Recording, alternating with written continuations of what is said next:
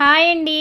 ఒకసారి ఇలా జాజికాయతో పాలకూర కలిపి పప్పు చేయండి, చాలా బాగుంటుంది. ముందు పాలకూరని అయితే సాల్ట్ వాటర్లో ఒక 5 మినిట్స్ వేసి పెట్టుకోవాలి. తర్వాత పప్పును కడుక్కొని వాటర్ పోసుకొని దాంట్లో పసుపు, కారం, అలాగే పచ్చిమిర్చిని కూడా ఇలా చేత్తోనే తుంచి అయితే వేసేస్తాను నేనైతే. వేసుకోవాలి. తర్వాత కొన్ని వెల్లుల్లి, అలాగే కొంచెం ఆయిల్ వేస్తే పప్పు అనేది పొంగకుండా ఉంటుంది. తర్వాత మన సాల్ట్తో కడిగిన పాలకూరను కూడా వేసుకొని స్టవ్ మీద పెట్టి 3 విజిల్స్, దీంట్లో కొంచెం చింతపండును కూడా యాడ్ చేసి 3 విజిల్స్ రానివ్వాలి.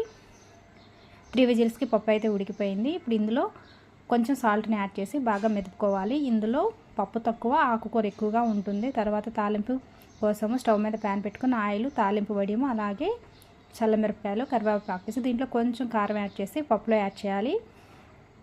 ఇప్పుడు ఇందులో జాజికాయని కొంచెం తురిమేసి వేయండి. పాలకూర జాజికాయ ఫ్లేవర్ అనేది చాలా బాగుంటుంది. ఒకసారి అయితే ఈ విధంగా ట్రై చేయండి, మీకు డెఫినెట్గా నచ్చుతుంది. అలాగే నా ఛానల్ని అయితే సబ్స్క్రైబ్ చేసుకోండి.